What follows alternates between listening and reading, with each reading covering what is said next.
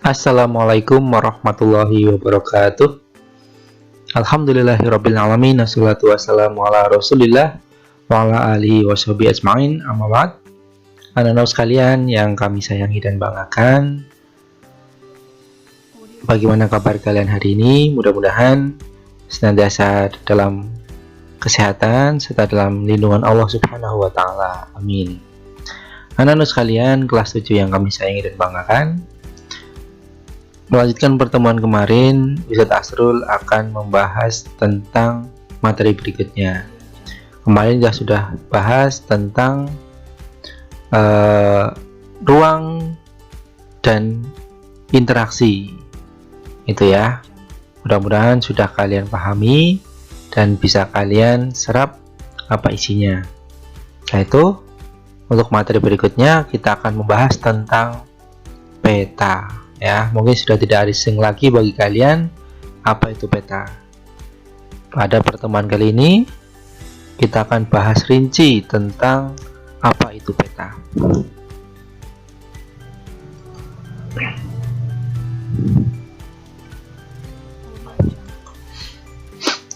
Ya, kita bahas tentang pengertian dan jenis-jenis peta terlebih dahulu.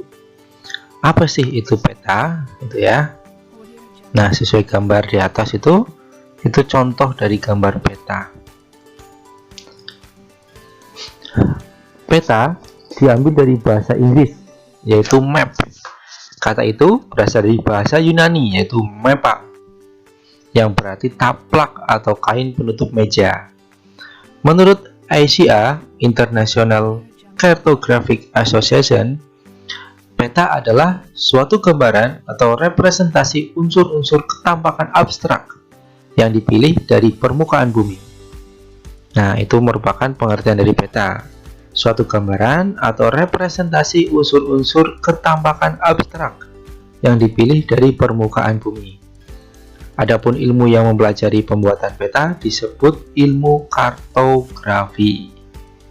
Nah, itulah pengertian peta beserta ilmu yang mempelajari tentang peta.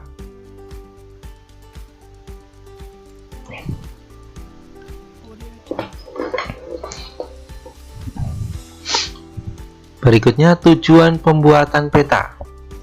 Kenapa sih kita membuat peta? Itu ya, toh kita jalan juga sampai kepada tempatnya.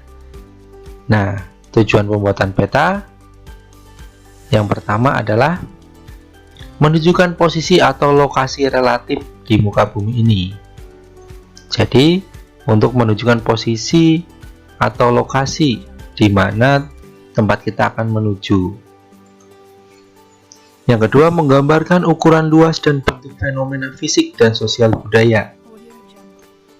Yang ketiga, menunjukkan arah, jarak, serta sebaran fenomena di permukaan bumi. Yang sedang marak sekarang adalah peta penyebaran COVID itu ya. Ada yang berwarna merah, ada yang kuning, bahkan ada yang hitam. Itu merupakan contoh-contoh dari peta yang akan kita bahas nanti di slide berikutnya. Yang keempat, menunjukkan gerakan dan kecenderungan perubahan pola keruangan di muka bumi ini. Ya, contohnya ini misalkan peta perubahan angin, peta perubahan curah hujan. Nah, itu semuanya untuk mempermudah kehidupan manusia dalam melaksanakan tugasnya. Jadi yang bepergian tidak kesasar, yang bekerja memperkirakan prediksi curah hujan tidak kemungkinan salahnya sedikit. Kemudian peta penyebaran COVID itu ya juga untuk menjaga agar penyebaran tidak berlangsung cepat. Itulah tujuan pembuatan dari peta.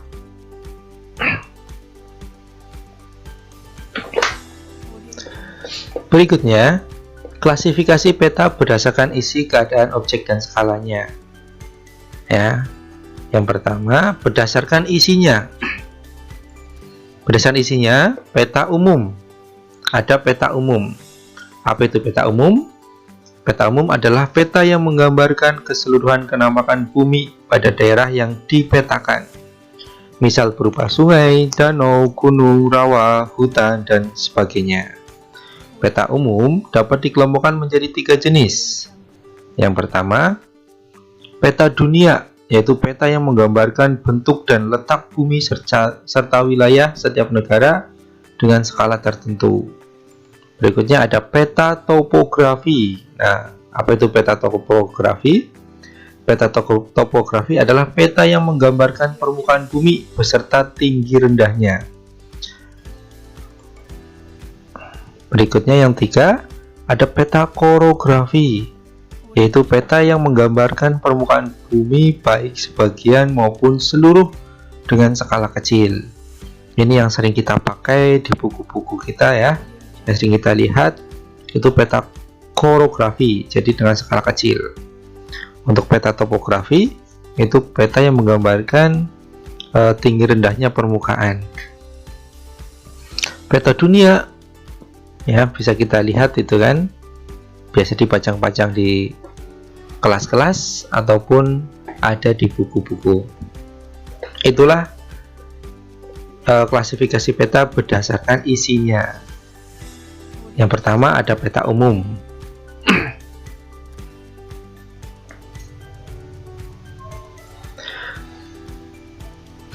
Berikutnya, masih tentang klasifikasi peta berdasarkan isi, keadaan, objek, dan skalanya.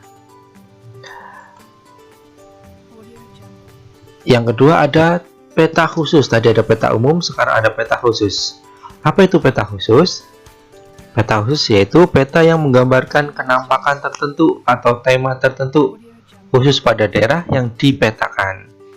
Contoh peta khusus yaitu peta statistik, yaitu peta yang menggambarkan data kesestatistikan suatu daerah. Peta statistik dibedakan menjadi 2 macam nantinya, yaitu ada peta statistik kualitatif, ada peta statistik kuantitatif. Peta statistik kualitatif yaitu peta yang menggambarkan jenis data tanpa memperhatikan jumlah data. Jadi hanya sekedar simbol-simbol saja, tidak disertai dengan data. Misalkan seperti gambar di atas itu ada peta penyebaran COVID itu ya, yang sedang marak. Kemudian peta statistik kuantitatif yaitu peta yang menggambarkan jenis data dengan memperhatikan jumlah data. Jadi nanti di keterangan atau nanti disimbolkan dengan keterangan jumlah data.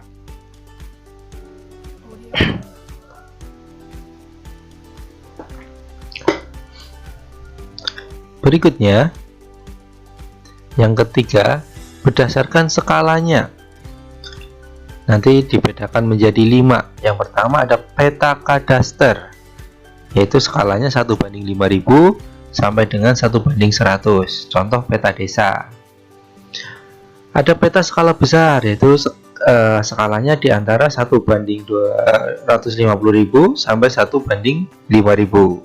Contoh peta kecamatan. Berikutnya peta skala menengah, skala 1:500.000 sampai 1:250.000. Itu contoh peta kabupaten. Berikutnya peta skala kecil, skalanya 1:1 juta sampai 1:500.000. Contoh peta provinsi. Yang terakhir ada peta skala geografis, yaitu peta dengan skala lebih kurang dari 1 juta, 1:1 juta. Itu contoh peta dunia. Jadi semakin kecil tempatnya, semakin besar skalanya. Itulah contoh-contoh peta berdasarkan skalanya. Silakan dihafalkan baik-baik. Insya Allah nanti akan keluar di latihan soal.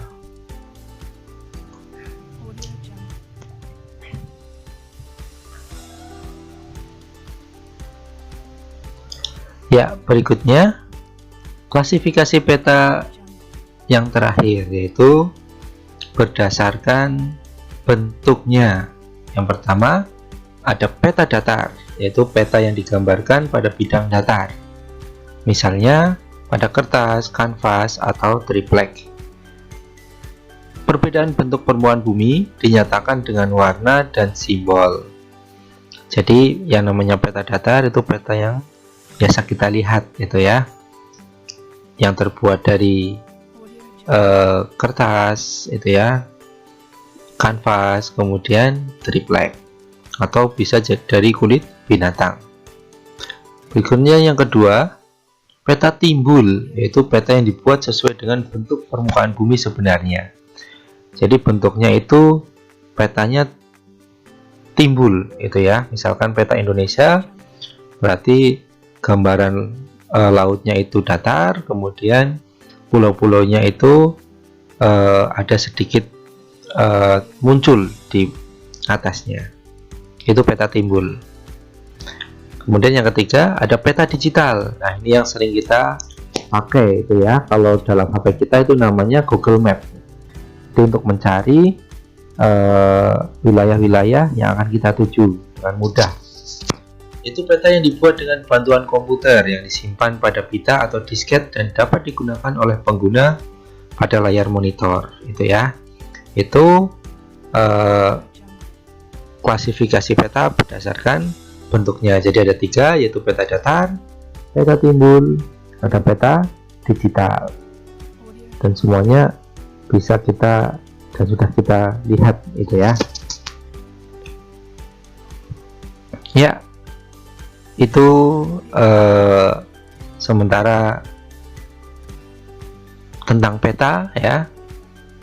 Bisa kita lanjutkan besok lagi, yaitu masuk kepada ciri-ciri peta atau isi dari peta ya.